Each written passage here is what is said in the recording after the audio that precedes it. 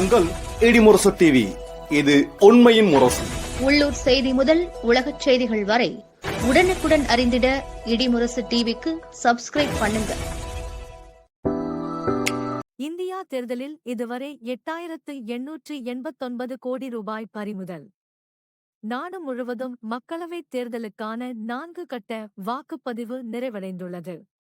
இதனிடையே தேர்தல் விதிமுறைகள் அமலில் உள்ளதால் நாட்டில் இதுவரை 849 ரூபாய் 15 பைசா கோடி ரொக்கம், மது பாட்டில்கள், பரிசுப் பொருட்கள் என 8889 கோடி ரூபாய் மதிப்பிலான பொருள்கள் பறிமுதல் செய்யப்பட்டுள்ளதாக தேர்தல் ஆணையம் அறிவித்துள்ளது. தமிழகத்தில் மட்டும் 69,000 ரூபாய் 59 பைசா கோடி ரொக்கம் உட்பட 543 ரூபாய் 72 பைசா கோடி மதிப்பிலான பொருட்கள்